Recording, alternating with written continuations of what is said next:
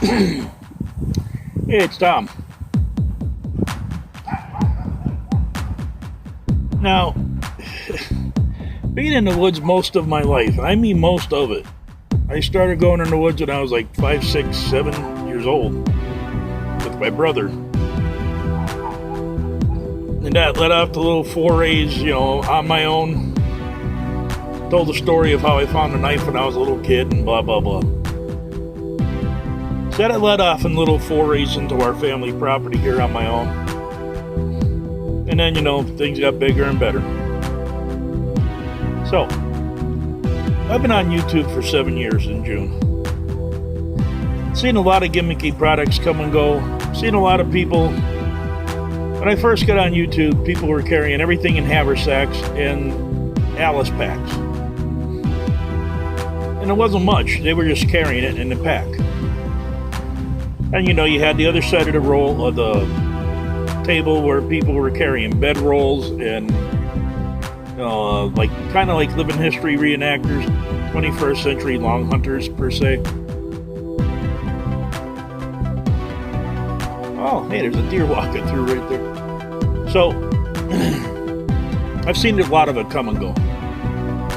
And I got into the gear idiocy myself for quite a while.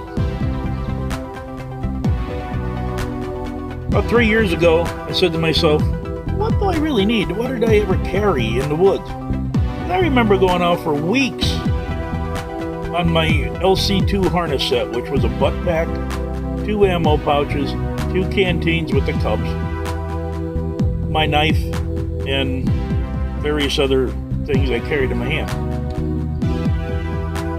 Alright, generally my 10-22 and a couple of mags and a sidearm. I've gone out for weeks doing this. Why am I carrying a 30-pound backpack? Why? All of a sudden now I can't pare down. Well, I need this, and I need that, I need this, I need that, I need this, and I need that. I didn't need it 20 years ago. And this is what we're talking overnighters or possibly, weekend, 2 nights. And I'm carrying this big backpack, where before I carried very minimal crap, and literally it was just like patrolling when I was in the service. You just, you did. So I got to thinking about it. And I thought a really good series would be, what do I really need? And with this series, I want the comments not to be, great videos, stuff like that. What I would like the comments to be, and I do appreciate, great videos and that. I do appreciate them comments. Any comment I appreciate. But I want this to be a learning experience. I want this to be one of them things of, Tom, I don't take a small knife and an axe. I take a big knife that covers both axe and whatever. I don't take a set of pots. I take a billy can. I don't take this, I take that. And this way here we can all learn from each other what other people are using, but yet still keep your kit small. But don't forget, as I've been preaching, out here is fun. This is where we go to have fun. It's a hobby, it's where we have fun. So why should we encumber ourselves with so much crap that we can't have fun? And that's my whole point of this. So this is going to be an ongoing series. I don't know how many parts it's going to be. It's going to be called What Do I Really Need? So, it's going to be kind of a long video, I think. So let's start with this video right now. This is part 1, What Do I Need?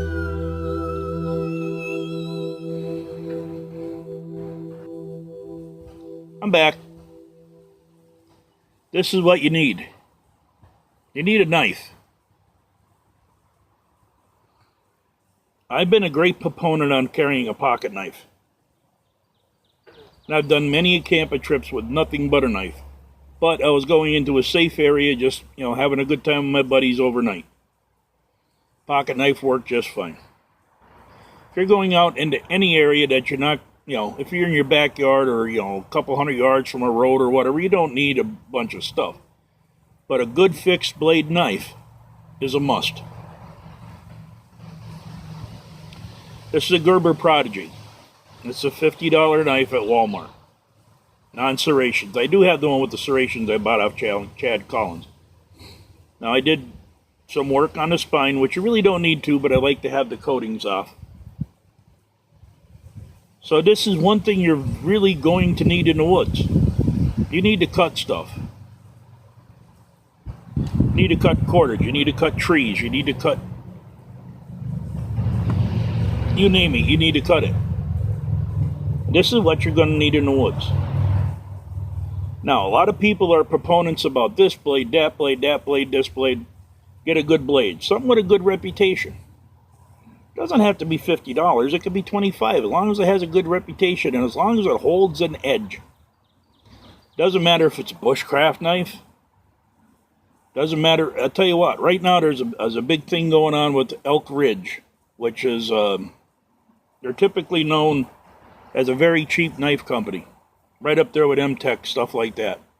I've seen M-Techs and I've owned M-Techs you couldn't beat into the ground.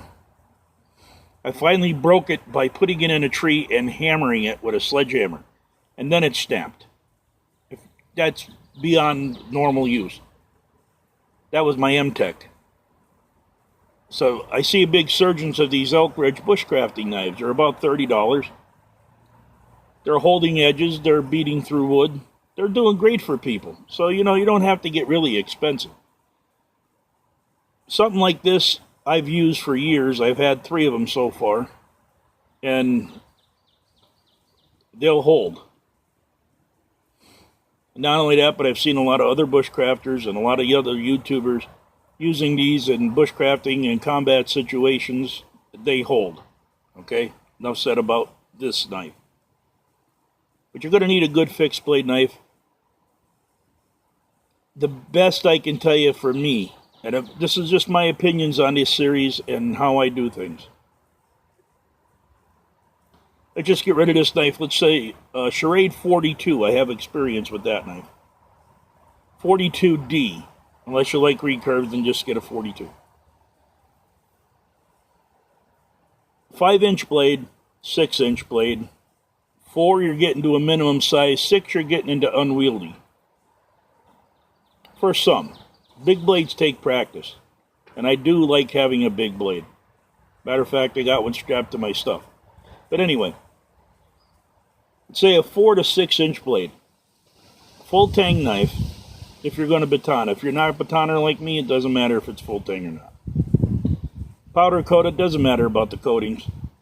If it's a carbon steel blade, I'd sooner take the coating off and put a patina on it, and you really don't have to worry that much about it rusting. But get something that fits your hand, that's comfortable. Get out there and use it. Get out there and use it. Make sure it's not giving you hot spots and wear marks. There's a bit of a difference between a hot spot and a wear mark, but get out there and use your knife. There's something you're going to need in the woods. Now, this is used for cutting. It's used for a defensive weapon. It's used for building shelters. It's used for making feather sticks for fires. It's used for lighting your ferro rod. Among other things, cleaning game, cleaning fish, you name it. This is what a knife is supposed to do. Make kindling for firewood. I'm not necessarily condoning the batoning aspect. I'm just saying make kindling for firewood. Like this. This is about 1 inch round. And that's about as big as firewood or kindling as I would play with. But this is poplar. And it's a very light, very fiery wood. It likes to flame. You got to make feather sticks. This is what I would make kindling. This is very easy. You can probably do it. Well, I can't do it now, but you could probably split this, just putting a knife on there and hitting it with your hand. If not, a couple of light taps. So you got to get out there and use it. Make sure it fits your hand. See, that locks right into my hand. It's just the most comfortable knife I've hung on to in a long time. That's for me. You got to find the one for you. As far as knives and stuff, even a Condor bush lore, they're not that expensive. And from what everybody's told me that I know, they're bomb proof. Okay. The back of the spine's got to have a 90. And now with that 90, you should be able to scrape wood.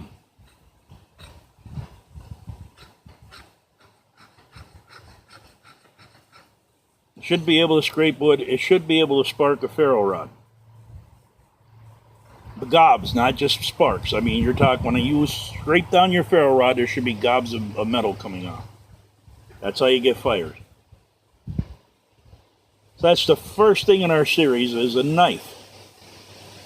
Now, I always carry a backup knife. Today, since I'm home and I'm not out in the field, it's a little trapper knife. This happens to be a 3-bladed Marbles. This happens to be a trapper's knife. I love that pattern. But this one here has a bird and trout blade on it for the summertime.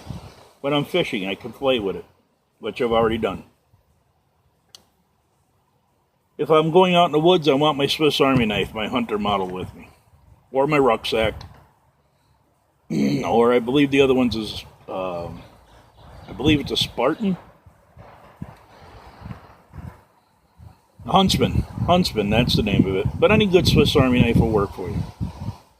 I always carry a backup blade. If something happens to this, you break it while you're batoning or whatever, you got to have a knife in the woods.